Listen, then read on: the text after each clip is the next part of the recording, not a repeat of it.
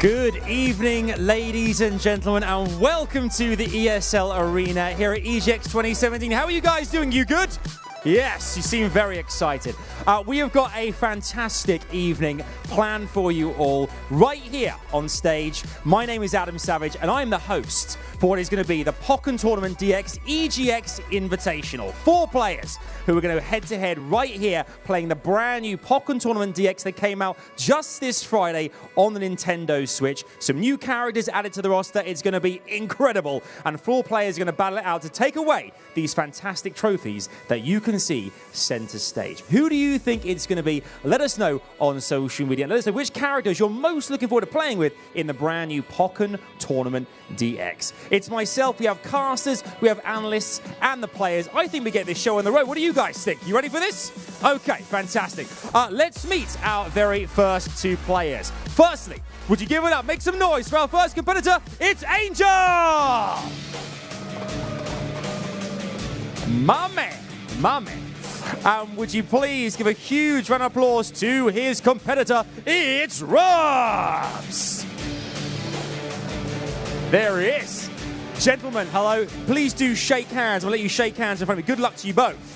Our first 2 competitors. Do go and have a seat at your stations, please, chaps. Good luck with the tournament, and we'll be seeing you a bit later on. You can go and sit down at your seat as well. Okay, we've got ourselves a big matchup to kick us off. It's going to be a double elimination. I think we hand over to our casters and analysts and see what they make of this first game. In particular, let's head over to my man. People say he's got the physique of a Machamp and the class of a Ninetales. It's Dan Gaskin. What's going on, buddy? Is that the physique of a Machop or a Machamp? I didn't really catch that. Regardless, my name is Dan Gaskin, and I'm joined by Bowie. Bowie, this is an awfully exciting tournament that we've got coming up to us. 4 players, 2 invited as far as I'm aware, and 2 qualified? Yes, indeed. Is that correct? How are you feeling about the tournament in general? Well, I mean, I know a few of the players, and they're very well and very skilled. Obviously, they've been playing, since Pokken Tournament came out on the Nintendo Wii U before, and there are 5 brand new Pokemon from that first to that second game. 4 that were available only on the Japanese arcade, and 1 brand new character exclusive to Pokken Tournament DX. And that brand new character is apparently very strong, so I think we might be seeing a little bit of that today. So it's going to be nice to see those brand new Pokemon, played at the height that we know they can be played at. And I think that's going to be one of the most exciting things for me, is seeing those characters we may not have seen, or Pokemon rather, that we may not have seen in the original really come to life in this second one. Seems to happen a lot with a lot of games. There'll be a new update or a new patch, a new game, and there's a really strong character, a really strong Pokemon that's just going to dominate the scene. Now, with it coming out on the Switch then, do you think that's going to open up to a whole fresh new faces of players? We're going to get more people introduced to Pokken saying, hey, actually, I really want to play this game because now I could just play it from anywhere. I can play it from an aeroplane. I think like the competitive nature of gaming as a whole is going to become a lot more wider with the release of the Nintendo Switch. As you say, that flexibility and that versatility of being able to play whenever you want, whoever you want. If you could just be like, have you pull out your Switch in a communal area, and then someone else has Pokken, you know what, you want to play? Maybe that won't happen in Britain. We're very reserved peoples, but we'll text each other. Yeah. Exactly. You fancy a game of Pokken? Oh yes, why not? Yes. Yeah, we'll go down the park, have a nice cup of tea, and play some Pokken as well. Maybe a pint if we're lucky. Yeah, maybe. So, first 2 players then, Angel versus Rubs. I mean, what can you tell me about these 2 individuals? Is there a favourite here? Well, Angel, generally when he travels outside of the UK, tends to place a lot higher than some of the other UK players. So internationally, I think he has a bit of a lead, I guess, on the others. He has been defeated in tournaments here in the UK. So we're going to see, if he can, pull out his best today and win. I know that he is going to be playing, or he told me at least, that he's going to be playing Decidueye, which is our brand new Pokemon exclusive to Pokken Tournament DX. And he is very strong. So, I think if he plays that well and plays that right, although the caveat to it, the fact that it is strong and it's brand new, is that he may not have had as much time to lab it right now. Of course. So is he as experienced as he needs to be to take down Rubs? And I think that's going to be the question mark that's going to be looming over this first game. Now, of course, you're talking about players using Pokemon that are powerful now with the new game being released. In other fighting games, we see players that will use a character that they like rather than that is the best. And like it won't necessarily be a tier 1 character, but it's one of their favorites. Do you ever get players that will just use like an old school Pokemon because that's their childhood favorite, for example? Yeah, I mean, you said so yourself. Really, there is a trend. Many players do that. You know, they have character loyalty. You know, I know many friends of mine who are part of the FGC who, you know, may not be playing the best character around, but you know their relationship with that character really brings it out. So let's get straight into this first game here, though, as Rubs and Angel Darksong, full name, going to be playing it out on this first game. So Darkrai coming out from Rubs and Angel with that Decidueye, as we said. First of all, opening up that phase shift and immediately going for the dark shot there and facing back. You can see again zoning very, very good, trying to find their way in. Very, very nice getting that shot and that land, but an immediate counter out from Rubs. Wow. Yeah, Rubs really being like he's struggling there a little bit. You saw he was trying to keep his distance, but then he was just getting zoned completely, exactly what you were saying. Yeah. As we move into the second round now. So yeah, I mean, Darkrai, great at range. You can see him just zoning out as best he can. We're using a variety of different moves here in that field phase, breaking into dual phase now. Nice counter out there from Darkrai, from Rubs. Goes round for the cross up and tries to go for the grab, but gets the grab counter out from Angel. Good defense there, but getting caught again. Really nice work from Rubs right now. Again, goes for that. And these Dark Auras just causing so much issue. Trying to go for the aerial to ground now. But again, great evasion. Rubs is not standing still, and I think that's kind of the hardest thing right now for Angel to really deal with. Wow, a really, really strong game there. That's 1-0 going over to Rubs. Strong Darkrai play, wow. Obviously, the distance that he was keeping as well, and obviously using those range attacks seemed to really help him out, and it was really struggling for Angel to get in. He was trying to get those close attacks going on, but it was just not working out for him. I mean, is there anything he could have done differently, do you think, in that game? Well, I mean, Rubs is defensive, or kind of like, it's kind of weird, like you're throwing out a lot of options to kind of like force options out of Angel. He's trying to evade to the side and then trying to break in, but I think by conditioning his opponent to move, is kind of like falling into his traps. So as we go into the second game, and okay, this is right, Angel breaking back, you know, he's good with Decidueye, but his original main was Blaziken, a character that is very, very strong with a huge combo move potential, but has the ability, when he does use those stronger Pokemon attacks, to damage himself. You can see as he's using this, his HP is decreasing there on the top right. But again, Rubs getting involved in this first round of Game 2. I think it was a good idea for Angel to change. Okay, there we go, goes for Brave Bird, brings up the Togekiss support. And here comes the combo potential of Darkrai. That backward attack immediately opening up as soon as he saw Darkrai come in. And again, Rubs taking that first round in Game 2. Insane damage there coming out from Darkrai. As you said, I mean, the switch to Blaziken I like him going for something he's more comfortable with, but still struggling to be able to put that initial damage in early on, and he's falling behind every single time. Yeah, I think that's kind of the caveat to Blaziken. You know, in order to be dominant, you have to be very aggressive, but it does have these major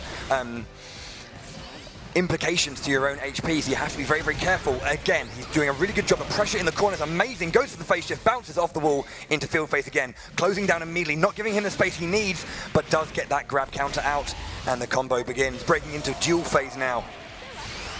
The burst rush is being used now from Blaziken. Will he get his burst attack out, and will it connect? Goes for a hit and takes that KO. First point on the board for Angel. Yeah, I like what you touched upon there as well, making sure he just closed that distance every time. We've seen Rubs just keeping away from him as much as possible, using those range attacks. It was really working out, but now we're starting to see Angel light this arena up. Yeah. I think his movement's a lot better as well. Like, you know, I feel like his Decidueye was a little bit static.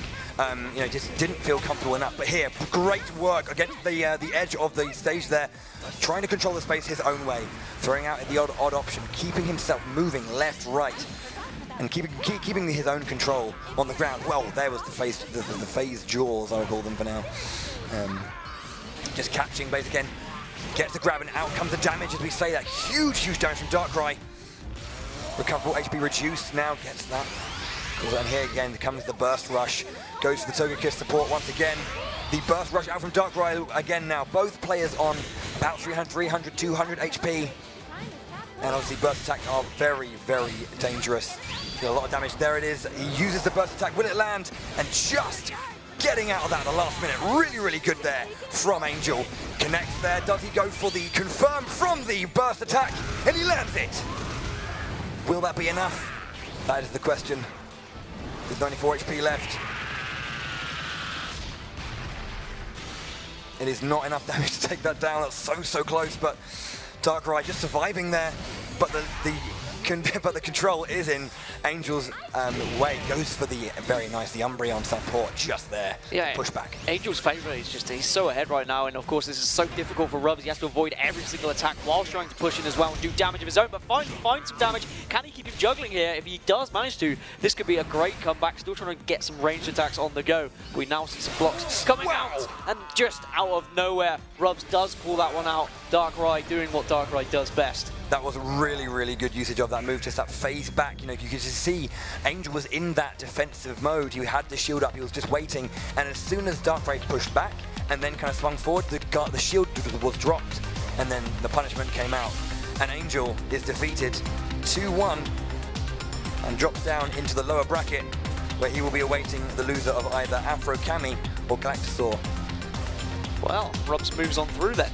I was slightly confused at first when I was looking at the screen because it said Rubs and Rubs were facing against each other. I think it's because they're using the host switch, so it kind of goes well based on one. But regardless, Rubs does push through, and he will go through to the winners bracket final. Of course, this is a double elimination bracket. For those of you at home that don't know what that is, you have essentially 2 lives. You can lose once, but if you lose twice, you are completely out of that competition. So it means we will see Angel again. He will drop to that lower bracket, and he will play the loser of Afro or Galactosaur. So I guess now we can start talking about Afro and Galactosaur. What do we know about these 2 players then? Who's the favourite here? Well, in terms of favourite, it's a little bit harder. I think it's because we've got a bit of a wild card in Galactosaur, because he's famously known amongst the community for being, you know, the random champion. He literally just kind of pulls out random, and even, you know, backstage now, coming onto this stage, he's like, you know what, I might just hit that question mark. Wow. You know, I know he has, you know, certain characters that he is fond of, but, you know, he's one of those all-rounders. He kind of just gets the basics of that game really well. We'll just kind of see how that goes. Whether he actually hits a question mark or not, we don't know, but the point to make is that he does have a large breadth of characters he can play, and, you know, anything can come out. So that's going to have, I guess, an advantage for him, because in terms of matchup, Afro Kami doesn't know what's going to be he's going to be coming up against, and that's really going to test Afro's knowledge about, you know, how best to approach any Pokemon that is pulled out by Galacto. I mean, going for a random selection is always a brave thing, especially in a tournament setting as well. It's all well and good doing it at home with your friends to try and show off, but when there's something on the line, it's very difficult. I mean, we saw the same with Angel in that first game. Yeah. He went for something a little bit different, a little bit new, like you said, and then he went back to what he was used to with Blaziken. I mean, do you think that might be a situation for Galactosaur? He might, first game, maybe go for the random and then switch to something he's more comfortable with if he doesn't succeed? I mean, that is kind of always the comfort picks are always those things you want to do when your back's against the rope. I mean, it's very rare that you see someone, you know, just kind of throw caution to the wind, really, and go for you know, such a left field pick. You know, sometimes that does put, you know, your opponent on the back foot, but you know, when the stakes are high, it's all about that decision making. What do you make? What decision do you make in terms of matchup, and then how do you play that matchup out? Now, obviously, we're here at EGX live. Oh, hey yes. Guys, for those that haven't seen Pokken before, I mean, what's the community like? Is it a growing community? Is it something that we should be seeing more of in the fighting game community? I think definitely with the release of Pokken Tournament DX on Nintendo Switch, it's you know, how easily people can access multiplayer and competitive play like that might see a very strong growth. The scene, as far as I know it, isn't, you know, in terms of the wider grand scheme of the FGC, isn't, you know, the biggest around. You know, there are some, you know, other huge titles to contend with, but it's one of those very dedicated scenes. You know, they love the game, and, you know, they love the characters they play, and kind of finding a new way to play a series as a whole that, you know, they've always loved, and the depth that it actually does have. There's definitely something there for you know, that scene, and, you know, it was seen at the Pokemon Championships you know, last year. Probably going to see it, you know, later on this year as well. So, you know, there is that scope for it. I believe it was at Evo as well, I think a couple of years back. But you know, there is that scene there, and, you know, it can only grow from here. I think it's always going to be a nice niche for people as well. Like, I mean, any Pokemon fan is going to go, hey, wait a minute, I can just beat someone up with a Charizard, that's gonna be pretty good fun. It's something you've always dreamed of as a kid. You always dreamed of having like a pet Charizard that you could battle against other people, of course, and now you can do it. You can do it properly, but with like more fancy moves and all of that kind of stuff. So the cinematography of the game is actually, just as a slight aside, it is very spectacular. So it's got that extra wow factor as well. So. And what would it mean to one of these players to actually win this tournament then? Is this like bragging rights, or is this something that they can really loom over the rest of the community? I mean, definitely these 4 players do know each other. You know, they've always been playing at tournaments along, you know, all the time since, you know, the game first released. So I think that's kind of one specific thing about the FGC, by which I mean fighting game community for those who don't know what I mean. Apologies. But you know, there are a tight band of people. It's, you know, runs on a kind of open bracket method, so like anyone can enter rather than kind of, you know, having particular leagues you have to fight your way through to get to particular places, to enter tournaments. You know, anyone can, you know, join and enter. And I think that freedom of entry kind of, you know, solidifies the community a bit more, because everyone knows everyone and everyone's always seeing everyone at the same events.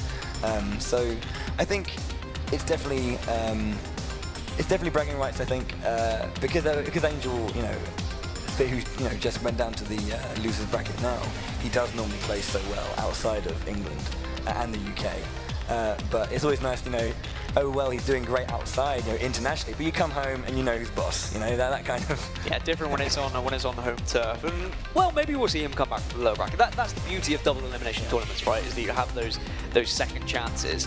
Right, we were talking before this tournament even started about Pokken and about the differences from other fighting games. I noticed the phases. There's 2 different phases that happen during the game. Can you explain to the viewers, and probably myself, a little bit more about these phases and what goes on? Okay, so the 2 phases basically operate in 2 different ways. You've kind of got 2 different fighting game mechanics under the hood. So dual phase is your kind of simple on one plane back and forth kind of fighting, and then kind of if enough damage or a certain move is used, it kind of breaks and opens up into field phase. The game always starts in field phase, and you can enter into dual phase and vice versa.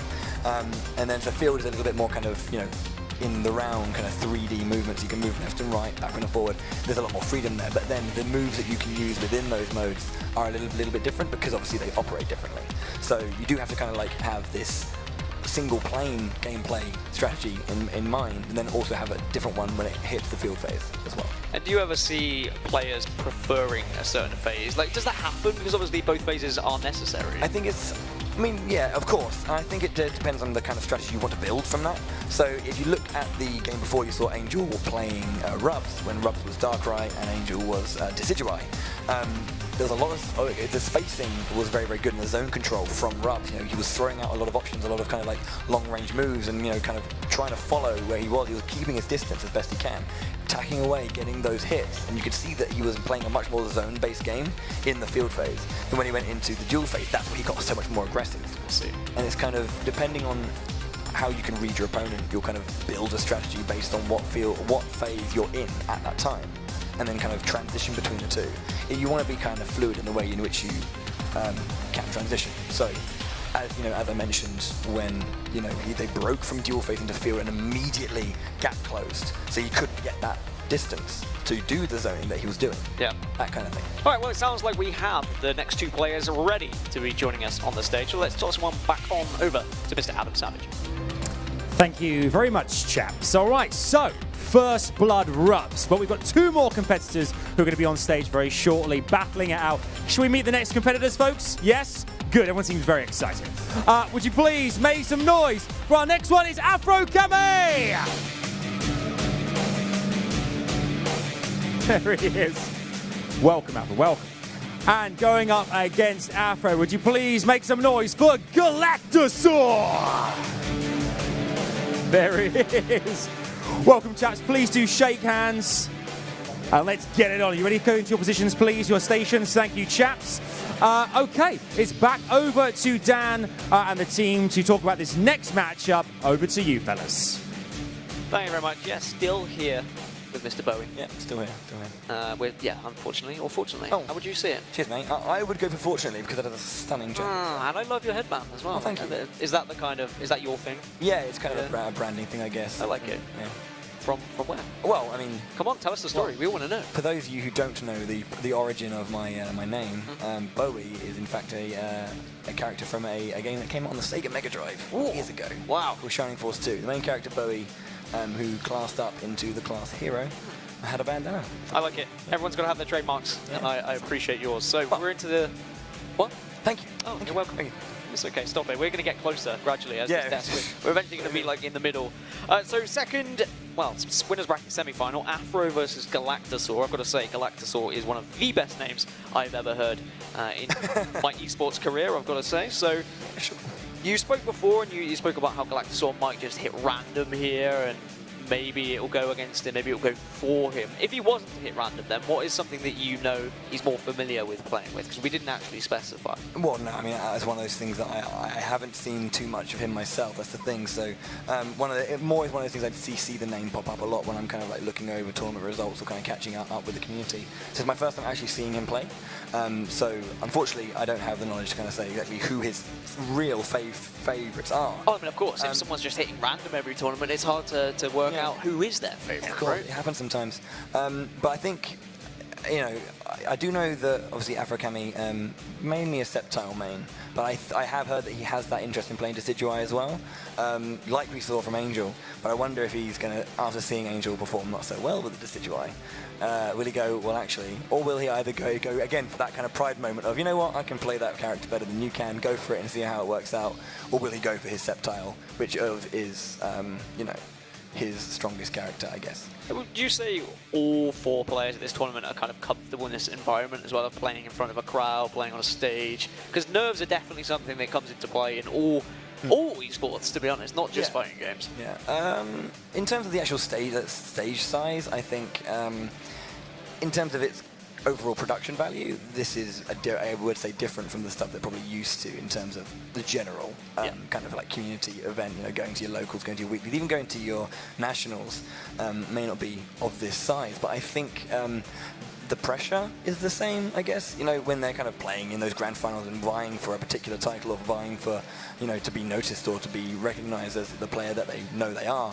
That level of pressure and the way it influences their play in-game, I think it's definitely something that they're used to. So whilst the spectacle of this is, you know, much more and the wow factor is there, I think their in-game play will be as strong as it always is. Well, it seems like we're ready to jump into this second game. It's going to be Afro versus Galactosaur. If you missed the first game of the day, it was Angel versus Rubs, and Rubs was the one who moved on into the winners bracket finals, where he'll be playing the winner of Afro versus Galactosaur. I kind of asked you about your favourites, but I guess I didn't get a prediction from you for this second semi-final. Who do you think is going to take it? My kind of guess would be Afrokami. Just because I think he's got those two that he's really put some time into, and he's got a specific strength, and then the amount of time, the amount of labbing that's gone on to really kind of get that character under his control, I think the consistency might be there for him. Would this be a massive disappointment if he didn't win, if he was to drop to the lower bracket here? I think for him it would be. For him it definitely would be. It would be a shame. It's always difficult when you come to tournaments like this as not necessarily a favourite, but as someone who's expected to win. You always have that extra pressure on your back, right? Yes, of course. I mean, that is the kind of the double-edged sword nature of that seeding. You want to hit that and meet that. So I believe that's a Krogunk coming out of Galactosaur, I would like to think. And there's a Sceptile from Afrokami. It's a Krogunk. One of the newer characters again in Pokken Tournament EGX. He was available in the arcade version, so going to be quite new. Considered, I guess, the trolly character, or kind of like the joke, not the joke character, but you know, like that character's got a little bit more of a sense of humour. So far, really nice work from Afrokami, just using that Sceptile to consistently keep that combo going, using these bullet seeds consistently just to keep Krogunk at bay, getting that grab. Good damage as well, opening up to that duel phase. Slightly coming out from the support, going up here to kind of keep that distance back. Right now, Galactosaur's having a real difficult time to trying to get in. There's the grab, and that'll be game one, match one going over to Afrokami. Yeah, Galactosaur just not being able to engage at all there, really struggling to put any sort of damage. You could see he was constantly dashing in, trying to get close, but it was just as you said, there was so much damage coming out of Afrokami, and he looks extremely comfortable here, and he's just emitting an insane amount of damage. Constantly, Galactosaur is just dashing away, jumping away, trying to avoid all these attacks. That was an amazing going, knocking him up into the air, immediately following up with that aerial grab. It's been really, really good work from Afrokami just so far, using that bullet seed and that leaf blade just to consistently keep pressure on Galactosaur. The burst rush is being used and then immediately countered by Afrokami. He's going to go for the burst attack, lands it. This is quite good. If anyone's seen Frog Drop, bam. You did mention how he has a little bit more of a sense of humour. Yeah. Just giving him a nice salute as well there, and still he's trying to put damage in Galactosaur though. He's gone for the Krogunk support as well, so much better showing in this second game, but now, here comes the rush again, that close down, keeping that combo going. Great, beautiful work there. Gets that grab out again. This is looking much better for Galactosaur. Of course he's on low HP, but he's just doing a much better job of dealing with everything that's been thrown out. Nice usage of the support. So Snivy knocks Krogunk up, gets that grab, and he will finish match 2, taking game 1. Game 1 goes in favour of Afrokami then. I mean, solid performance there from him. Like you said, you were expecting this pick. You were expecting him to perform well on this character, on this Pokemon, and he did in the end. Sceptile seems to be the perfect fit for him. The grabs were at the right time. He was finding them just at the end when it seemed like Galactosaur might be able to sneak something. He was just pushed away. Yeah. So I think he's going straight back into it, going for the run back with the Krogunk. Happy to stick with that character. I think he was getting a vibe for how he needs to approach Sceptile in this particular matchup. Getting a trick, getting a kind of control over the overall thing. Yeah, Galactosaur trying to keep his distance originally, but now he seems to be finding his moment, going in for some early damage, trying to get close in on this Sceptile. Does actually manage to get a decent amount of damage done as well. Gets that grab on as well, yeah. So as you say, I think he's just a bit more comfortable. Goes for the substitute there very nicely. Oh, wow. Just drops back, rather than kind of like going after it into the counter, goes for that hit. Very, very nice grab counter into follow-up. The Krogunk support. Very nice anti-air usage of Snivy there. Great hit again, countering now. Here comes the combo, but he drops the combo there. Bullet seeds into the ground. Krogunk going for that mega punch, and then the sliding headbutt there. And then just tapping away, just trying to keep Afrokami honest here. Bullet seeds in the ground, into the growth. Yeah, it seems like Galactosaur has the game plan of chip damage in this one. He's just trying to keep his distance, try and go for that poke now and then. Oh. Yeah. Oh, he tries to land the heavy. He just kind of like walks up really slowly, winds his fist and just slams. One of the slowest moves in the game, but went for it.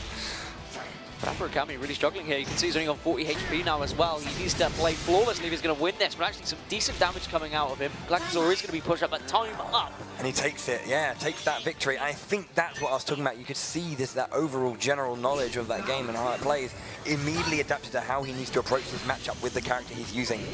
And that's just really, really solid, and that's why Galactosaur is so dangerous. Of course, Pokken can be very fast, but only 80 seconds in a round, and Galactosaur had that game plan. He wanted to just shut it out. He wanted to wait, use time to his advantage, and maybe he'll try and do the same here. Gets that grab out again, yeah. Knocking Sceptile back, and then immediately getting gap closed, stopping that overall range that Afrokami had such control of in game 1.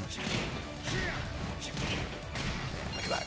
Great work. Tries to go for... Again, usage of support, very, very good, and that knock-up, a very interesting usage. Immediately fighting back now from Galactosaur. He goes again for the burst rush. The whirlwind coming out, and then the poison stings, but gets caught by that long-range leaf blade.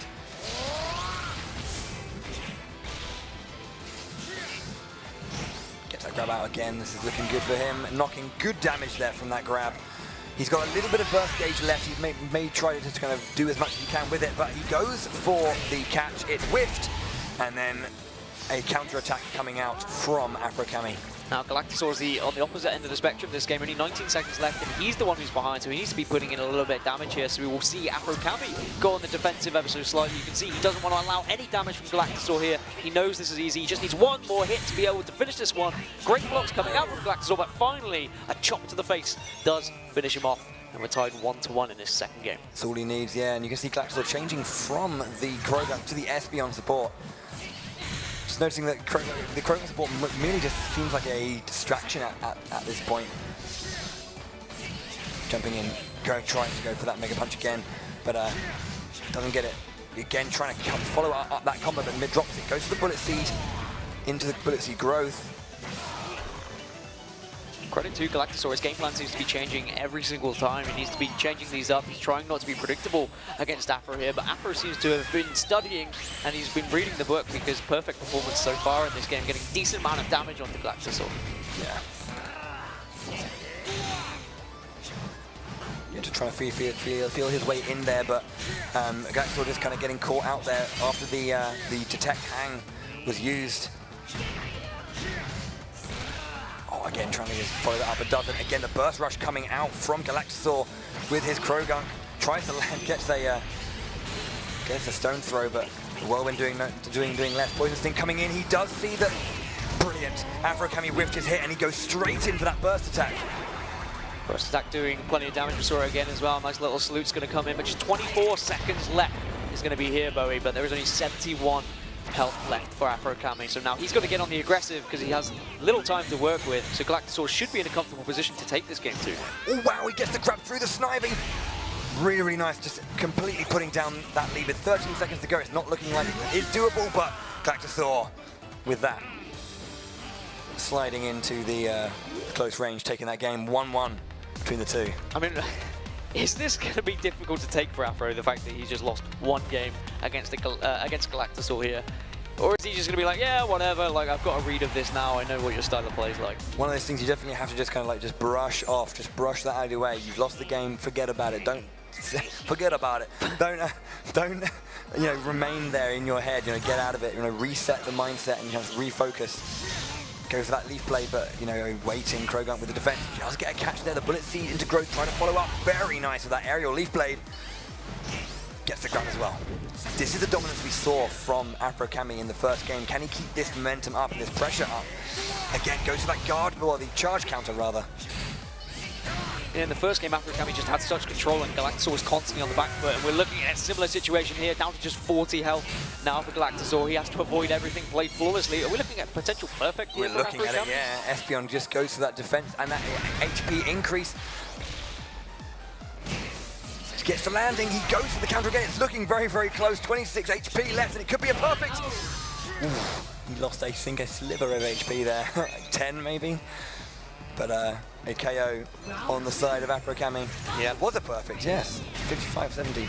I mean, perfect or no perfect, he just wants to get the W at the end of the day, move towards that winner's bracket final, move towards that grand prize so he can lift a trophy on the stage. Galactosaur needs to switch things up a little bit, does hit some decent amount of damage. And I am noticing that these games are a lot longer than our first semi-final though. Yeah, they're quite explosive, especially in that first game from Angel and Rubs. But Galactosaur again just doing what he needs to do just to... He's doing a lot better. Obviously, it was almost a flawless victory for Afro Kami in that previous fight. So again, this counter Snivy usage just to kind of knock up and push back. There's the burst rush coming out. Espeon use, defense up HP. The Mega Sceptile out again as well. Wow, no defense there after the cross up. And then opening up that space, you can see there's so much damage. So many hitboxes on the stage. Does he get the land? No, he doesn't.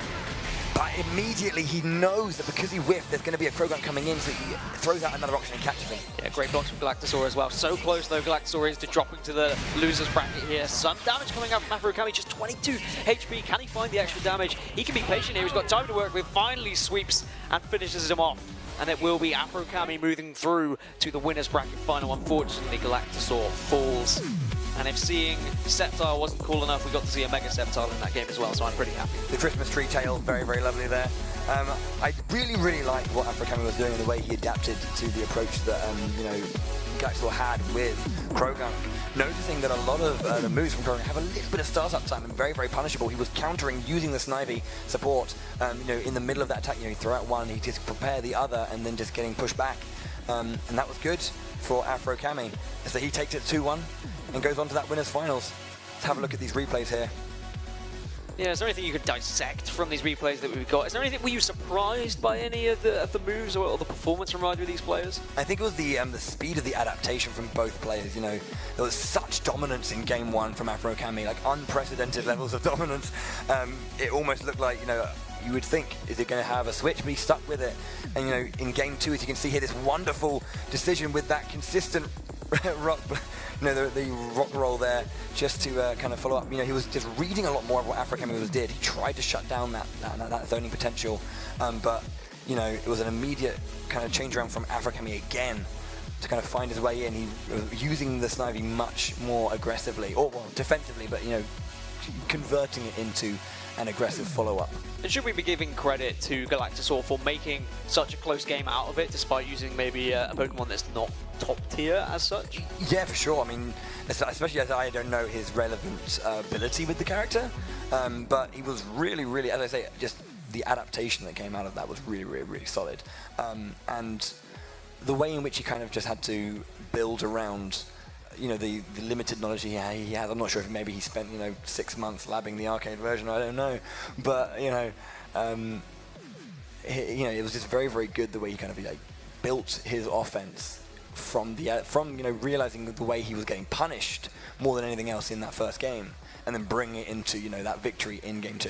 Yeah, Galactasaur, he was just changing his playstyle so often. It was actually really good to see. It's a shame that he falls, but he's still not out. It's double elimination. But now the next game is going to be the winner's bracket final. It's going to be Rubs, who won our first semi-final against Afro, who we just saw win there. So this should be a very juicy affair, should it not? For sure, yeah. So we're going to see that Darkrai back from Rubs, and see this Sceptile from Afro Kami. Maybe he's going to pull out, you know, another Pokemon. He does have a Decidueye here. Again, that same, you know, reasoning in that same context of it is a new character, how much relative experience is there, but also seeing the way that Rubs dealt with Angel's Decidueye. I think he's going to steer clear of that and stick with that Sceptile. I'm really excited to see how Afro performs here, actually, because his Sceptile seemed pretty impressive, to be fair, and I wouldn't be surprised if he goes for it again. Of course, they have the support pick as a possibility as well, but we're going to dive into this game. This is the winner's bracket final. Winner goes to the grand final. Okay, so this game 1 underway. This wonderful combo potential from the Sceptile. You can see him just following up again, going for the anti-air burst seeds with that back jump, the Leaf Blade coming in. You know, this is what we saw from Rubs in the first game, the zone control from the Darkrai, and then we're seeing that out of Afro Kami Sceptile, but again, he closes down that space. He's going to maybe be making his way in. Yeah, Rubs already on the back foot. This is different to what we were seeing from his first semi-final, but now he's starting to push the damage in and get back into this. Just 127 now for Afro Kami, and he's putting some damage in just so low. Rubs just needs a few more hits here. Rubs' defense is so strong right now. He's just holding on to the last minute. He's going to go for it, and wow, what a turnaround! The damage from Darkrai is just insane. So much. I mean, I think that first kind of combo he did must have pushed out about 250 HP, which is almost half of our players' HP. Can we see this same early damage coming out from Afro Kami? But he needs to find a way to follow it up and actually finish off one of these rounds, because it doesn't matter how much damage you put on early on if you can't finish the game. As Rubs is still trying to zone Afro Kami completely here, trying to keep his distance and then moving in at the right times to push in some damage. There's just kind of this dialogue between the two styles of zones. You know, the zone control they want to both kind of do. They're almost trying to neutralize each other, but also kind of break through what they need to do. Both characters, again, great combo potential. You can see those aerial dark nets just kind of like keeping a player grounded. It's such a huge implication on the way you build. Look at this. There's that huge damage coming out again from Darkrai. Afro Kami struggling in this one, now needs to be on the back foot ever so slightly. Doesn't want to lose the same amount of damage he lost in the last game, but he's being juggled very comfortably here by Rubs and his Darkrai. His timing again is just so impeccable. You know, he saw that Afro Kami went for the detect hang and just kind of caught him out with that hugely long range and that anti-air. 15 seconds left, got to be careful here now if you are Rubs. As he's trying to push in, actually he's on 52 health now, HP is down very low. Afro Kami is going to push in, but just a little bit of recovery, 7 seconds left. This is getting tense. Wow, that jump was a great, huge decision going in for that Snivy again. Can he finish it? This HP will get caught by the burst attack from Darkrai. Wow. One HP left, and this should finish him off. Yeah, so Rubs managing to take it in the end. What a decision from Rubs at that last minute. You know, I think it's very brave of Afrokami to go for that attack in that kind of close zone, but, you know, the burst attack does take precedence. It kind of comes out whenever you go for that input, as long as you have input frames, obviously. But as soon as Afrokami got his Snivy to kind of attack, he tried to go in and follow it up, but the input was too quick from Rubs, and the Ultra takes it. Yeah, Rubs looking fairly comfortable here, actually, winning the first 2-0, and now, of course, we go into the second game now. It's a best of 3, so if he wins this, he'll go to the grand final. Again, early damage coming out from Afrokami, though. He seems to be good in early game, but seems to be struggling in the mid to late game. Definitely seems a sense that, you know, as soon as Rubs can get his way in, the damage is just so huge. So here, you know, getting that hit on his opponent, and there's this massive combo, obviously, that allows him to get huge amounts of damage out. Knock up. Follow up, knock up. Again, this juggling is so insane, and then covers the jump attack, or covers the jump from Sceptile, and then, wow, just such knowledge. The Snivy comes up, bashes attack, dashes back. Wow. I mean, this is a sublime performance from Rubs. I mean, you spoke about the juggling. Any juggling in any fighting game is always an impressive thing. It's actually the first thing you really need to learn in any fighting game, because there's nothing your opponent can do. Yeah. Of course, it's very hard. You can't block if you're just being tossed up in the air constantly. So very impressed with Rubs right now. Definitely, it's about just kind of extending those combos, maximizing the damage output, and not giving your opponent, you know, a second wind if they need it. Wow, again, just catching beautiful usage of the Nettles. The Lapras is coming out, off she goes, swing. Try to catch the detect, doesn't get it. And look at this juggling again, it's just coming out. So here, Rubs has to stay grounded. But the thing is, he has no other way in, because the linearity of that Dark Sphere coming through. And Afrokami is just being zoned out completely here. Every time he tries to dive in, he's either getting juggled or just pushed out by Rubs. And Rubs might be able to find the last bit of damage here. Looks like he will, and he finishes it off. He will be moving on to the grand final. A smile, though, from Afro. Pretty happy with that one. He doesn't mind too much.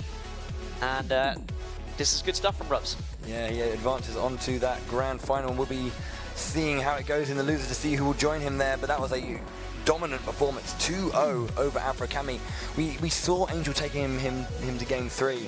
I think because of the way in which Darkrai likes the zone, and the way that we see Sceptile also zoning, you see so much pressure on the shield here, but it was just so resolute from Rubs, his defense, and just finding those openings again. That decision to go for that Ultra, or just the way to get that Ultra at that last minute whilst Afro was trying to get aggressive on him, was very, very nice. And Rubs completely had his number in that game. He just was predicting every sort of jump that was coming out from Afrokami, and the smile at the end of the game from Rubs just said it all, to be honest. He was comfortable, he's confident, now he moves to the grand final. I mean, this here is so important. That is such an important decision to kind of get that lock, open up that distance, and immediately throw out those Dark Nettles. It just kind of completely shuts down all of the, you know, overall movement in the dual phase. And that's a specific of the dual phase, as we were mentioning earlier, the differences between those two. In that dual phase, when you have that very linear kind of approach and you shut off an option completely, they only have to move forward.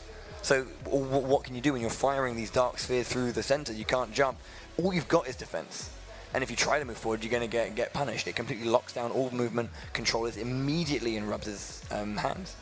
It seemed like Afro just ran out of ideas a little bit in that game. He was constantly trying to dive in, trying to bridge that gap, and he was being shut down immediately every time doing so. I'm wondering whether maybe a Pokemon change could have come out after losing a couple of those games. I wanted to say maybe see some kind of just counter pick. I don't know, you know, considering, you know, maybe some of our players haven't had as much time with Darkrai, because obviously he's brand new to Pokken Tournament DX after coming from the arcade version. How much knowledge do you actually have? That is the question. We can see obviously Angel and Galactosaur here getting ready for their losers semis match. The winner of this will play Afrokami in the losers finals.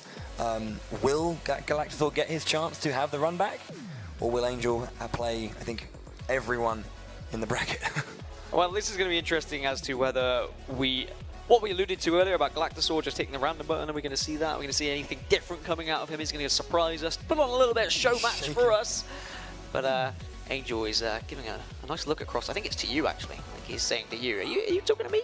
What are you talking about, mate? Just play the game, buddy. There is a Decidueye out, and then the Machamp. coming out from Galactosaur.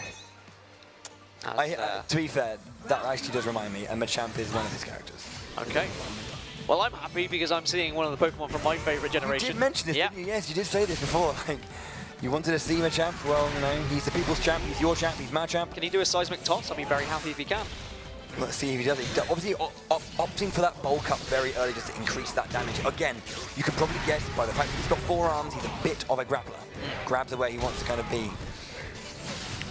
He's a grappler and he's trying to get close range as well, but actually the grabs are coming out from Angel instead. In this position, yeah, when Decidueye is waiting in the air, you know, and if an opponent jumps up to meet him, you just saw it there, the grab comes out.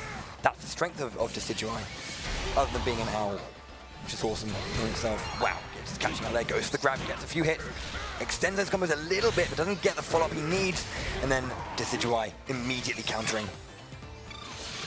Yeah, Angel really not allowing Galactosaur to get any sort of combo damage going off, and instead actually it's Angel that's pulling off all the combos, trying to juggle as well. It is doing an insane amount of damage. Galactosaur being chipped away at, just down to 93 HP, but he still has to go on the aggressive. Just 20 seconds left. He needs to get in the face of Angel here.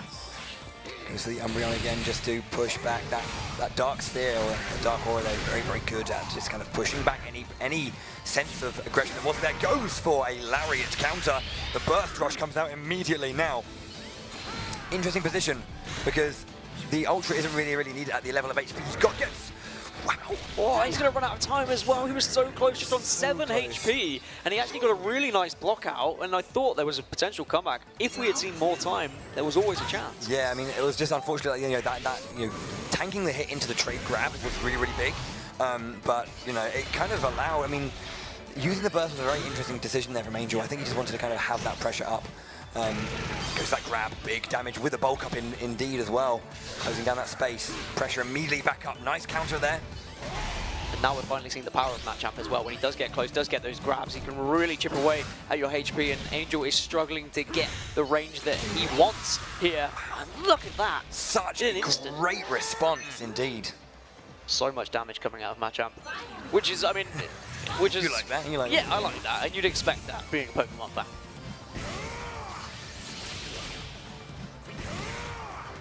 Excellent. Again, closing down that positioning, trying to get as many hits as he can, but there's that counter coming out from Decidueye.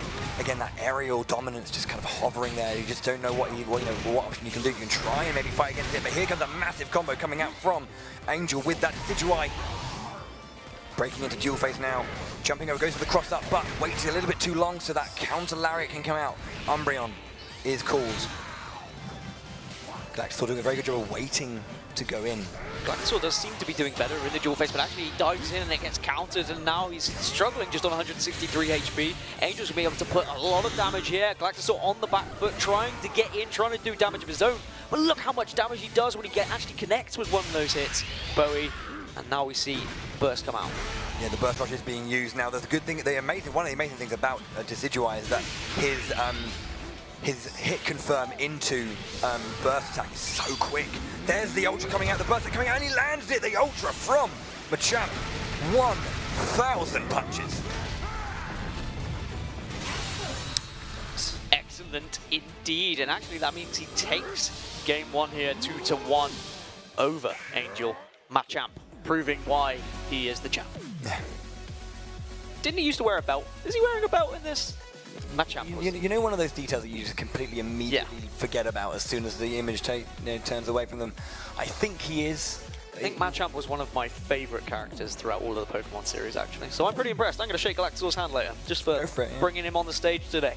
The chances of me seeing my favorite Pokemon are very, very low. It's a support character in this game. Ditto? No. No. Miss Magius, if you must know. Okay, again, going back to that comfort pick of the Blaziken, I like it. Sticking with the Machamp, I think you can definitely see a trend, at least, from Galactosaur that it's not a random every single game. He'll pick a random for a set, and he'll stick with that for a set leg. There you go, with those lovely combos coming out from Blaziken. Gets that counter out. Well, basically, Angel has said here, oh, you want to go toe-to-toe, you want to go close and try and do some real damage and try and go for those grabs, well, I'll take Blaziken and I will absolutely smash him in the face. So, again, but the counter, you can see that the damage is, even though that was the first hit that Galactosaur got on Angel. Look at the damage he's down to because of that self-inflicted damage that is there. Which is why when you're with Blaziken, you want to take a support either with increases defense or kind of gives you that HP recovery because of that recoverable HP that is just kind of flashing there. Well, Galactosaur's down to just 1 HP, but he's somehow on the defensive here trying to put some damage into Angel Darksong. Oh, that's not good. Again, somehow! He was on 1 HP, Bowie! 1 HP! Again, Galactosaur just pulling out these clutch victories. You know, whilst I was talking about, you know, the way you want to kind of build Blaziken, we saw this very, very consistent aggression and just managing to find those small openings, these opportunities to get the damage in. Absolutely unreal stuff from Galactosaur. He's now just 1 round away, of course, from moving on towards the loser bracket finals, and the sweat's going to start dripping down Angel's head now. He needs to change something up. He was finding a lot of damage in the last game, but just couldn't find that last slither of hope. The hitbox of the particular counter there is not kind of working out for him. Does get a few hits out there, but the bulk up still on Machamp. The damage is going to be huge from this grab. Yeah, down to just 253 HP now, Angel, and he's instantly just smashed into the wall as well. He needs to try and escape, try and get some distance, so he does use the burst, as you previously alluded to. It puts a little bit of damage from himself. Because he's going to be falling down from that wall. He does get the burst attack confirmed. Really, really nice using that wall just to get that. And the damage out is big. So, a slight lead now for Angel. He's got the speed up, he's got the attack up. But Galactosaur has been in this position before. He's gone onto the defensive. He's regained a little bit of HP here as well. Uses the burst, trying to get into a close range so he can do that crazy damage that Machamp does. That's not good. There's an option decided, but it is the defensive shield. Very good option there from Angel Darksong. The scary face coming out. He goes for an anti-air. 9 HP, takes it back. Angel with a split-second decision for the anti-air. What a series we have here in the loser bracket semi-finals. Angel 1 round from elimination, but if he can take 1, then we will go to the 3rd match here. This Machamp once again is trying to get that close range. Nice spin there. Counter lariat, yeah, doing a really, really good job. Goes to that Brave Bird option, but again, the counter, the defensive options here from the Galactosaur so good. And there, here it is. That is the extensive combos you want. This is so good, though, from Galactosaur, but we saw this position before. It is possible to have that recovery. How smart are you going to play your defense in this scenario? And look at Angel Darksong. He was running, he was trying to escape, but Machamp just keeps on coming on in, pounding with those giant fists. He's got 4 of them down to 1 HP now, Darksong. He goes out and he gets hit even by a fly, but somehow he's still surviving this one. He goes for the burst rush immediately. At this point, he can't afford to be defensive. He's got to do something. He needs to do.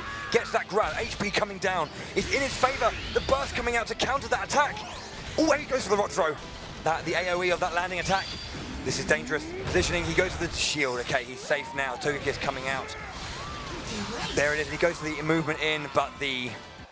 Finally, those rocks are able to do the damage. Galactosaur is the one who moves on to the loser bracket final. Unfortunately, it's the end of the road for Angel, but he did put up a good fight. It seemed like he wanted to bring something a little bit different to this tournament. As soon as he went 1 down, he changed to more of a comfort pick onto the Blaziken. Wow, yeah. And then you can see him like really fighting back. He lost that first game, you know, that incredible passage of play from Galacto. We're just going to have a check into with this first game here, with the Decidueye being used. We've just got. I want to throw back to that moment where Galactosaur was down to just 1 HP and managed to block 3 attacks and then regain some health and then just start absolutely pummeling Angel. It was insane. That was a very nice catch just on that. You know, he saw the decision to come in and then just punished, and that was so huge. Going for the cross up and then following up with this wonderful technical string from Decidueye. Didn't land any of the burst hits. The burst attacks out, but it was really well played, trying to find those hits, and this is just where he got that catch on that burst attack. And the damage is just obviously huge from a bulk-upped burst attack Machamp. Yeah, it's not fair. It's already not fair that he has 4 fists, but when he uses even more fists to punch you in the face, you're like, where are they coming from? But overall, a solid performance from Galactor. I'm wondering whether maybe we should have seen Angel just go with Blaziken from the get-go, and maybe he could have had a better read of Galactosaur's Machamp from the first match. Because he certainly seemed more comfortable when he switched over. Yeah. I think then there's this dominance towards the end. You can see the zone control, you know, he forced that movement, because like if he could just sit at range and throw rocks all day, and then what can Angel do? Angel had to make a decision. So, you know, that decision to kind of push in and, you know, try and find the way there. A little bit too late for him, unfortunately. Managed to cancel out of the rock throw into that punch that caught him eventually, that cost him that game. That was really well played by Galactus. It was a 2-0, but it definitely didn't feel like it either. It was a very close affair, as you said, rocks for days, but now Galactusaur moves on and he will face off against Afro in this losers bracket final. Winner will go into the grand final and will get that second shot at Rubs. Of course, it would be the first shot for, against Rubs if Galactusaur is able to get there. Yeah, we have a run back here from that winner's semis that we saw earlier, where Afro Kami took it 2-1 over Galactusaur. Galactusaur playing that Krogunk that we saw. So, you know, against the Sceptile, what will, I mean, because, you know, he didn't have success with the Krogunk. You know, is he just going to go random again, or is he going to pull out the Machamp we saw? Will we, you know, have that Krogunk again? Where does his decision come from? Well, he's gazing to the skies, maybe hoping someone will tell him. But you've got to do this on your own, buddy. You've got to decide. I think Machamp, he looks a lot more comfortable on, to be honest.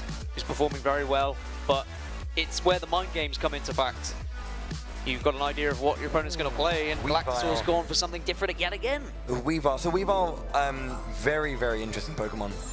Very quick, has a lot of lovely options in the air and on the ground. Great combo potential with the Fury swipes. The Icicle Crash again can be used both grounded and in the air. So, you know, this kind of this versatility in the way in which you can kind of build up a strategy is very interesting. So I'm gonna be watching this Weavile as intently as I can. Here comes the Fury Swipes immediately out at the start there. Gets that grab. Agility and bam. Yeah, substitute being used at the last minute there by Afro Kami. There's the Icicle Crash coming into the ground. So you can aim it down, you can aim it forward. That's kind of the beauty of it. It's up there for you, but out comes the comboing again from Afro Kami.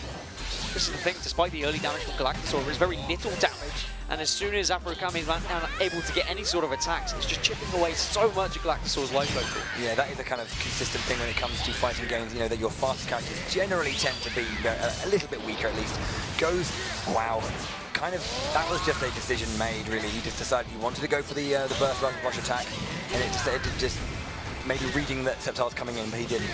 I mean, and quite rightly, the little characters shouldn't do as much damage, but Galactusaur struggling here. He's being juggled about very comfortably by Afro Kami. He's got so much health to work with as well. He should be able to take this first game unless anything goes drastically wrong here. Galactusaur really struggling to find any sort of damage onto Afro Kami. Now down to just 6. Make that 1. That's going to be game. First round going towards Afro Kami.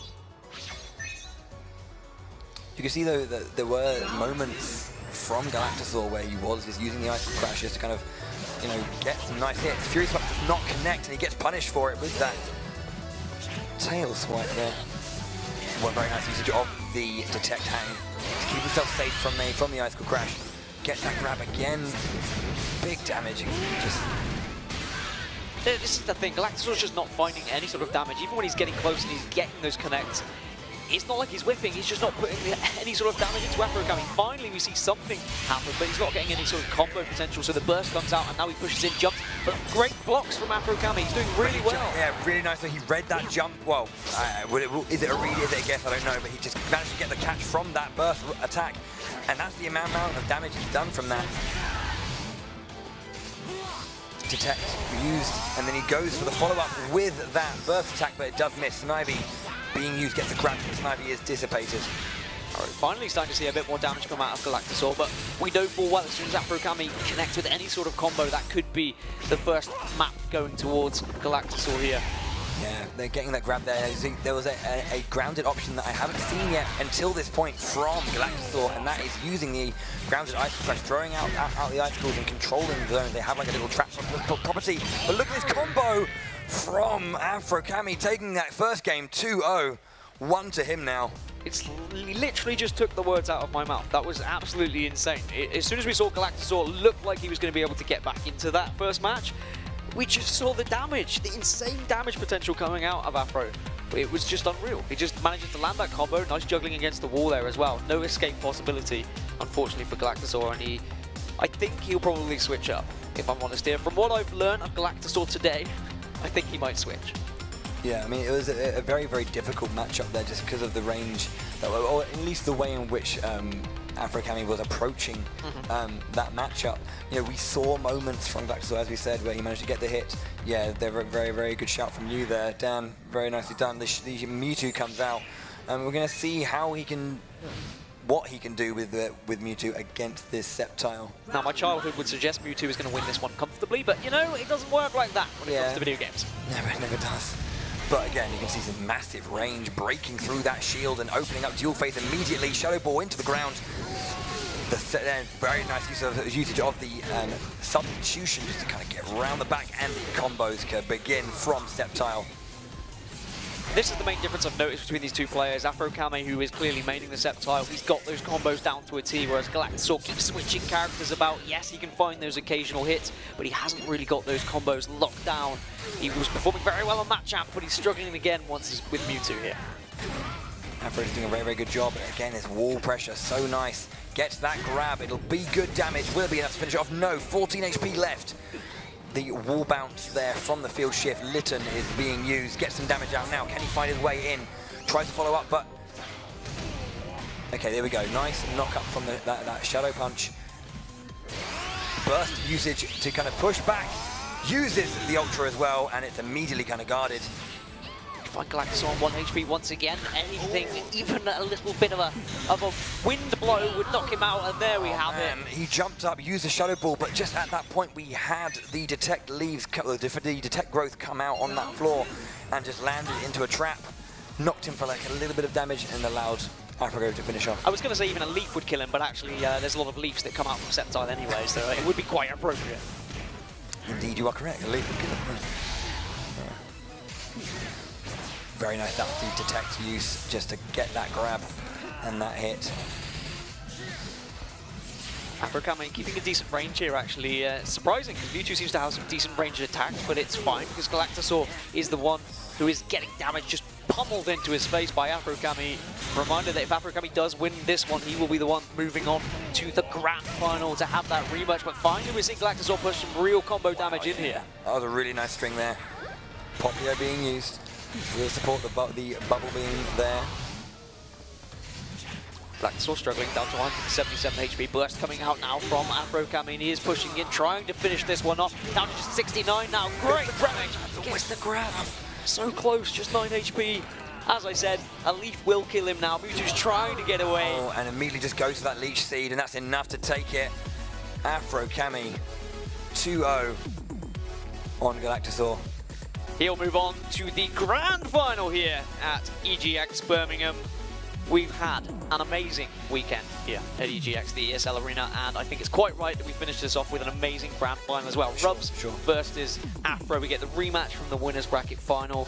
The real question is, can we see something different from Afro here? Rubs really had his number in their original match. Do you think maybe we'll see a switch up from Afro? He's going to stick it out? Considering the the fact that he has a variety of characters he can use, and he's been sticking with that Sceptile, I think, I don't want to say that the beating from Rubs was so severe that he'll immediately switch up. Maybe he's just going to have to kind of think again, rethink his game plan to kind of approach Rubs. As we do look at some of the highlights from the losers bracket final, where Afro-Kami was able to knock out Galactasaur. It's a shame to see Galactasaur go. I've been impressed with his range of Pokemon that he's able to play. But in the end, it's those that have really practiced their Pokemon and they have their mains that have shined today here at EGX Birmingham. For sure. I mean, these players have been playing all day as well, kind of in this overall bracket, and it does kind of come to a head here. And it's maybe if they were playing previously in the bracket against each other, and there are wins and losses going left, right, and centre. But it comes down to that one play and that one game that you have to win. Who's the best on the day? I guess is that most important thing. And on this big stage, she's lovely. And now, I mean, you may not know, but usually with double elimination brackets, when someone has beaten someone in the upper bracket and they play them again, in the grand final. They usually have an advantage going into it. Is it back to normal? Is it best of 3 wins this grand final? No, it's not. As far as I'm aware, I believe we're playing best of 5. But of course, we do have Afro in the loser's sides, and if he wants to win, he needs to win twice to do this. Rubs only has to get those 3 victories, but you know he needs to knock Rubs into the loser's bracket first, get the bracket reset, and then go again. One of those things about the losers bracket runs is they're really tiring. You have to play so many more games. You have to play double the games. A win in winners is worth 2 in losers. So much less games in winners, you know, to kind of get to that end. But when it comes to that grand final, you spend all that time and all that energy making your way through losers, and then you have to kind of like win 2 whole sets against the person who beat you in that winner's side. Yeah, double elimination brackets can be very tiring. Sometimes it can be an advantage dropping to the loser's bracket because if you get more time to rehearse, as it were. You get to practice, you warm up a little bit, and you're used to what you're playing in the tournament. Whereas you've got the guy that's basically smashed the competition in winner's bracket, sat in the grand final, maybe goes a little bit cold because he's not warmed up as much, and potentially he could throw it away. But that's why they have that advantage, of course. Everyone has 2 lives, and it would be unfair if it was all reset for a grand final, because they need to lose twice as well if they're going to lose the tournament. But regardless, it is Rubs versus Afro. I'm going to ask you for a prediction again of who you think is going to win. Just based on from what we've seen from Rubs versus Afro, Rubs has been absolutely phenomenal on this Darkrai. The damage output has been insane. The way in which he's juggling and shutting down options from his opponent, especially Afro's Sceptile. Unless we see a character change, I'm seeing Rubs all the way. And what is it about Darkrai that makes him such an amazing Pokemon? I mean, what is it that is just dominating this Pokken tournament? From what we've seen so far, at least, definitely the damage is damage. I think whatever damage is, it's damage. You know, players have, you know, swings and roundabouts around that to kind of like balance that out. But definitely, I had mentioned it earlier, but especially in dual phase, the way that Rubs has been using those, you know, the dark nettles just above to kind of lock out an entire movement option. And when you only have 2, which is forward and back as a pairing of movement and jump, to take away your jump completely. Yeah. Which in the overall, you know, especially Sceptile, you know, because he has that detect hang and he can stay in the air for a little while. Well, sorry to cut you off go for here, but it seems like we are ready for the grand final. So I think Adam Savage, it's time you introduce our players to the stage once again. Thank you very much, gentlemen. So it all comes down to this, the grand final of the Pokken Tournament DX EGX Invitational. Are we ready to meet our finalists? Yes? Yes, we are. First up, make some noise. It's Rubs! There he is, alrighty. And taking on Rubs in our grand final, it's Afro Kami! You have your finalists, gentlemen. Please do shake hands. And do take your stations. This is it. It all comes down to this. So exciting. Let's head back over to Dan and the team for all the action coming your way. You are the team, Bowie. I was going to say, yeah. You're just, welcome back to Dan and the team. I mean, you're that good. You are a full-on team. That's quite a compliment. I like it. Thank you so much, Adam. Thank you. Yeah, Afro now, for me, I feel like he has such an opportunity here to try something a little bit different. Yeah, for sure. He can say, all right, maybe I'll try and surprise Rubs. If it doesn't go right in that first game, then hell, I'll just change. I'll change back to something I'm more comfortable with. But I'd like to see him go for something different. Whether he will remains to be seen. I mean, you know these players better than I do, but we'll see. Maybe we'll see something different. I mean, as I said, to my knowledge, this is a best of 5, so you know, more margin for error, let's say. Despite the fact that, you know, if you do have to do the run back, if you're 2-0 down, you have to do the reverse sweep. You have to play even more. You know, the pressure is piling on. You know, when do you make that decision? When do you either go for the complete left field option? You know, so you know, he has time, but it's limited time. It is limited time, and actually we've seen a variety of different playstyles throughout this tournament, which is quite surprising. With just 4 players, you can sometimes have very similar playstyles happening, especially when it's an invitational. But regardless, we dive into this grand final now, but it is going to be both comfort picks picked by both players. So again, Afro Kami immediately trying to shut down that space and running straight into the aggression of Rubs in this opening game. And God, just getting that counter, and here comes the combos. Does drop it there, phases back immediately though. Long range leaf blade just to get some damage back.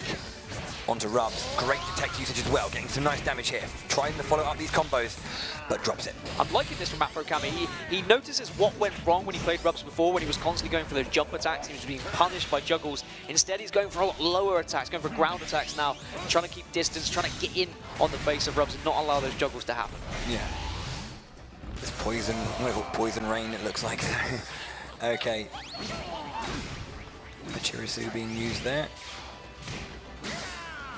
Just so much damage from Rubs, and Afrokami just seems to have no answer for it as well. He does able to jump over that. That was really nice substitute. They're using the substitute just to get out of that scenario, and now he's following up this combo. Will he, you know, just trying to find a way back in? It's really good using those burst seeds, or the bullet seeds there, just to kind of the interesting. Wow, he gets it back. He catches him out on that movement round. Yeah, Afrokami, he was down very low, but he somehow pulled that one back. A great dodge, a great evasion there from Afrokami to keep in this one, and now he has the lead over Rubs.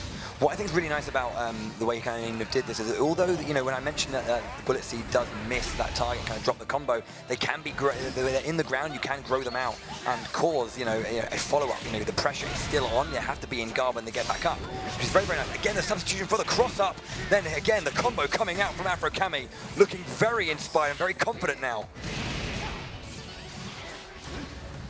Rubs once again is down, but Afrokami trying to do damage, but he unfortunately gets caught again by Rubs. Rubs hasn't had the same juggle ability that we saw earlier on in the winner's bracket, but he is still emitting a crazy amount of damage when he does connect with those shots.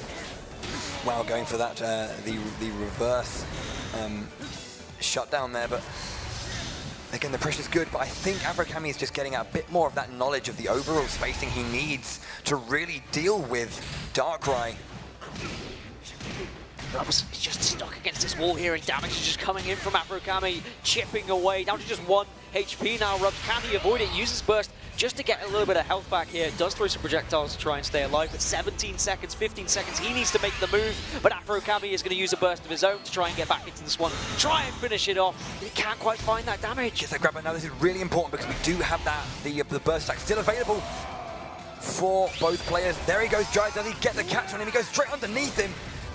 Anyway, currently it's the driving seat in the favor of Rubs. Rubs to the head, just 1 second as well. That should be over, but did he can't find it? No, Wow. Afrokami down to 1 HP, but regardless, time's up anyway. So we are 1-1 in this first game. It's best of 3 as well, confirmation in the final, but of course, Rubs, if he wins the best of 3, he wins, but Afrokami will have to win 2 best of 3s to win this grand final. Nice, just catching that movement forward from Rubs' Darkrai. This seems the polar opposite from what we saw in winner's bracket as well. It seems Rubs was actually going for the jumping aerial attacks and being punished every single time for it. Afrokami has really switched up his playstyle, and Rubs is struggling to actually keep up with it. Very, very solid work so far from Afrokami. Gets that grab again. Yeah, he's just using this detect, just getting, like, finding where he's landing, the general jump arc that Rubs is looking for. There's a nice cross-up again, gets behind him, tries to follow up the pressure on the wall, but again, another cross-up immediately from Afrokami. The HP getting very low. Can he take his first game? The wall bounce. A moment of respite, potentially. There's the detecting hang. Goes immediately. There's so much pressure on that shield, but the counter coming out from Rubs. The damage is huge. It said he was down to just 1 HP. He does manage to regain a little bit, back up to 38 now, and he's well and truly still in this. We've seen it happen before previously in this tournament, but we're down to just 20 seconds as well. And he goes for it, but he should be able to counter here. And that burst attack. He will gather him up in the vines and finish and seal this first game. Afrokami taking game 1 over Rubs. Now, I mean, of course, it's cliche to say it's the perfect start that he needed, but it really was. If he has any chance of winning this grand final, he really needs to take it to Rubs here. And it seemed like he learned a lot from that winner's bracket final matchup that we saw previously as well. He very much knew what the game plan was going to be from Rubs. He was avoiding those aerial attacks. He was keeping a nice distance and not jumping himself. That was the big thing. I saw a lot of aerial attacks in the winner's bracket final coming out from Afro, and he was being punished every single time for it, so he clearly learned his lesson. Yeah, exactly. Yeah, that adaptation is to know what is and isn't working. But our players are back into this next game. So early kind of lead, I guess, for Afro. Yeah, Afro getting the early damage in yet again, which is completely opposite to what we saw in the winners bracket finals. Rub's down to just half HP now, but still Afro Kami putting on the pressure. Rub's having to block all these leaves flying here, there, and everywhere at the moment, and he's just running away. Rubs isn't able to go on the front foot, but finally tries to put some damage in on his own. But Afro Kami really is in the driving seat. Rubs is going to make an attempt to get back into this game now as well, pulling him in, you know, pressurizing that shield as well. Now spacing back with these dark spheres. Goes for the dimension break and gets caught again. Here comes the combo from Afro Kami. Can he get what he needs? The wall bounce into field phase. Umbreon again going to push back, and it does connect as well and does a good chunk of damage to Afro. Oh, I mean, to be fair, at this point, all it needs is one big connection. Doesn't follow up where he needs to. Yeah, Rub's using his HP to his advantage here. He knows Afro Kami's going to be a little bit desperate. He knows he's going to be diving in, but he's constantly blocking, waiting for the right moment to pounce. And there we go. He's down to 16 HP now. Afro Kami make that 12. Comes in. Nice attack. 3 HP, but just 2 seconds left as well. He just needs to stay away, and it should be time up, which it is. And there we have it. Rubs ties this one up 1-1 in this second round. Okay, so round 2 of this second game now.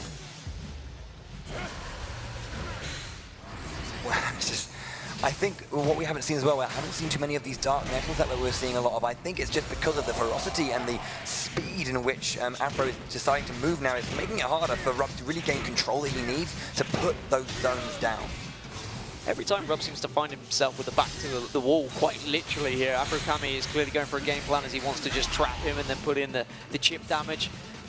But can Rubs do exactly what he did last game? He was so far behind, but was able to have a perfect comeback. Just catching that movement forward, but the burst being used now going into that one, and currently Rubs does not have too much burst meter, which is nice, which means that there's a lot of uncontested burst time coming out from Sceptile. Confuses? Just pushes himself forward and wins that one with a nice combo. That's what I was trying to say. Yeah, nice combo. Now it's 1-1. That's what I meant. Final round. Right, nice I couldn't see the yellow dot on the side of the screen. But there we have it. Rubs tied up 1-1. If Afro Kami takes this, he does reset the bracket, and those L's will be coming down on both sides of those player names. And it'll be all to play for there. Rubs looking to get back to this grand final and take it before that reset happens. And as you mentioned, Afro really does have that momentum from that loser's run for him. Rubs once again backed off into this wall, but I love that from him. He instantly knows what Afro Kami's trying to do, so he rushes out and makes sure that's not going to happen. And now he's the one on the offensive. He's the one pushing the damage. This is the same Rubs we saw in the winners bracket, and he's getting that juggle, but he whiffs a little bit. But the Leaf Blade coming out of that counter goes for the detect, finds him, and that command grab happening there. Again, these are the bullet seed growth that is kind of causing, even if he does miss, goes for a nice grab there. Darkrai, good damage, closes down that space, has that gravity shield, just waiting. Afro Kami down to just 98 HP, down to 67 now. Rubs is just having his number. He's avoiding every single leaf that is thrown at him at the moment, and finally dashes in to finish off Afro Kami, and we're tied up at 1-1.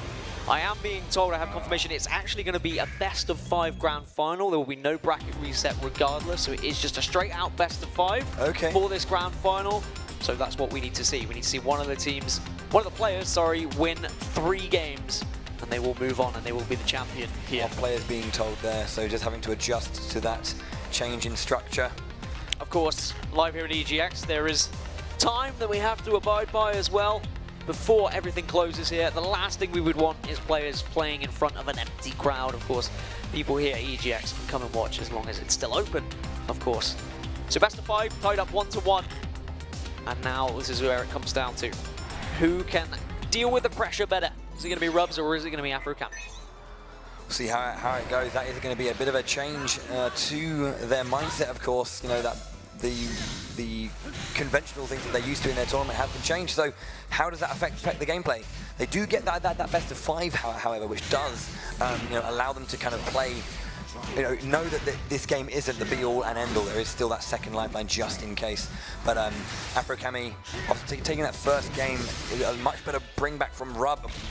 Brought back that second game again. Well done by Rub. So, it's good to not go down 2-0 in this scenario. And meanwhile, just look at the amount of damage that Afro-Cami is putting out onto Rubs again. He keeps pushing him back on into this wall. Can we see any sort of comeback from Rubs? Oh, he gets lifted up in the air, and the damage is there. So nice, yeah, using that retreating aerial attack into the landing detect. Very, very nice, holding Rubs in shield, and then immediately getting that detect grab.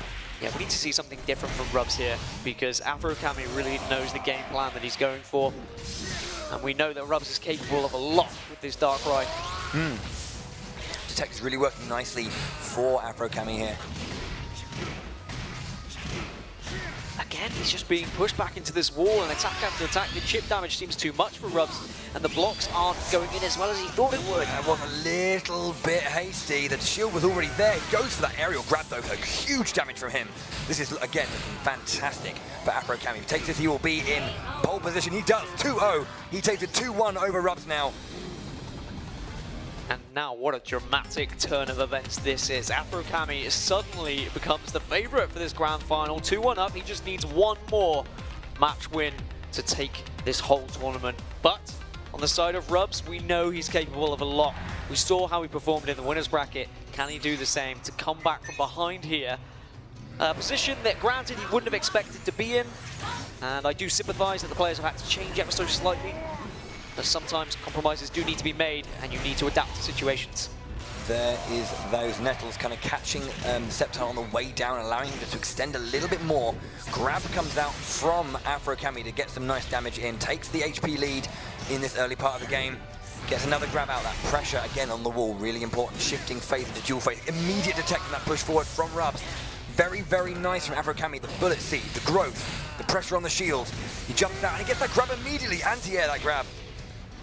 Afro-Cami once again is just pushing Rubs all the way away from where he would want to be in the middle of this arena. Instead, he keeps getting forced back to that shield on the back. But now we see Rubs actually putting a little bit of damage. He's got Afro-Cami down to half HP. And you can see both players slowing this down a little bit here. Okay, here are the juggles coming out that we know you've seen them fall. Oh, and there we go, catches just that space above, immediately pushes forward and knocks him up into the Nettles, and the pressure now on that shield is important, and he gets that catch there. Okay, so now we're seeing better stuff from Rubs. As you said, the juggle's coming back into play. Maybe Afro-Cami let his guard down a little bit. Maybe forgot about the game plan earlier from Rubs. Needs to be careful as we are 1-1 in this fourth match. 1-0, sorry, in this fourth match. No worries. Can't see. No worries, no worries.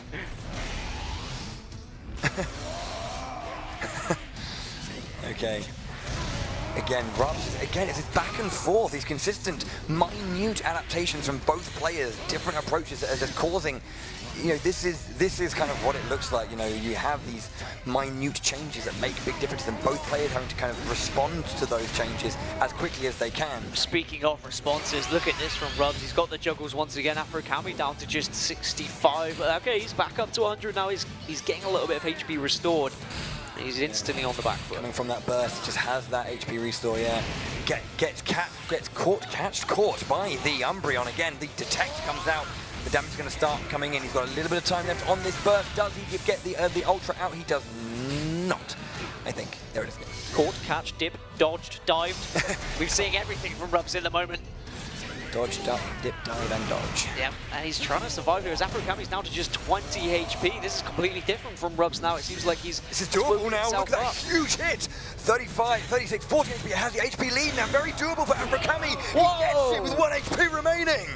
Unreal stuff there. Both players so low, but Afro-Cami manages it in the end to tie up this fourth round 1-1. If Afro-Cami wins this round, he will win the whole grand final. Rubs needs this to survive. This is match point now for Afro-Cami. Rubs, after having such a strong lead, having it taken that away from him completely, goes for that aerial grab again. Nice decision making there. The attack decrease coming into Sceptile, however. Closes in, very nice, jumps up, avoids the detect, the gap closer, the grab.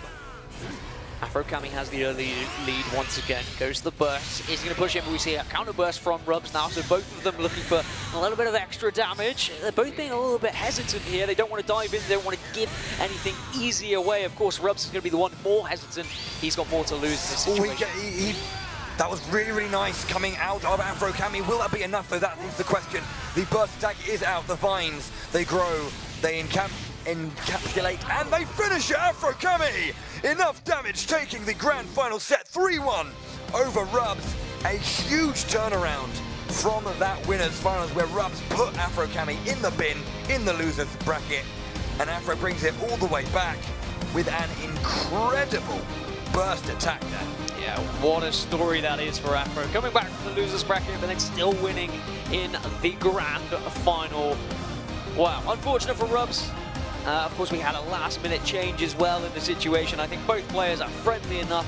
They can have a laugh, they can have a joke about it. But regardless, we've seen some excellent Pokken here today. I've been extremely impressed. I wonder if the guys on the stage have been extremely impressed. Let's find out from the man himself, Adam Savage. Thank you very much, fellas. We've had our grand final. We have ourselves a winner. Commiserations, firstly, though, to Rubs. I'm going to hand you this runner-up trophy there. Commiserations to you. You fought valiantly today. But we do have ourselves a brand new champion. Afro, how are you feeling right now? I'm feeling ecstatic. Like I didn't expect to win, but I overcame and won. And how much are you enjoying the brand new Pokken Tournament DX? Are you loving this on the Switch now? Yeah, I love the game. I enjoy it, and I want to get the game on the Switch and play online and wreck everyone else online. Just keep on killing. Well, I'm proud to present you with your winning trophy. Would you please make some noise for Afro-Kami? He is your Pokken Tournament champion. Thank you guys so much for watching, and to have a wonderful evening. Let's go back over to Dan and to the desk and find out what you guys made of that final match of the series.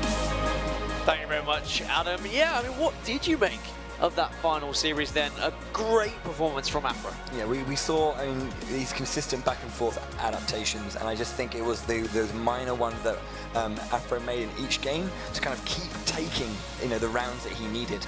The amount of times that he had his backs against, multiple backs? Can you have multiple backs? But his back against the ropes, and then just kind of found these little niches where you could just get in and really pressurize Rubs. Rubs had control a lot of the time, but I think he didn't have that zone control that he had in that first winners finals. Yeah. I was mentioning, kind of like locking down options and really kind of just outputting the damage that he needed to. It was really good work from Afro just to kind of open up his response with so many more options. It really was a shame in the end to see Rubs fall, but Afro is going to be the champion of this Pokken Invitational here at EGX, but that's all we've got time for. Thank you so much for joining us, of course, from myself, from Bowie, from Adam Savage, from all of the production crew of Nintendo as well. Thank you so much. Have a wonderful evening. We'll see you next time. Take care.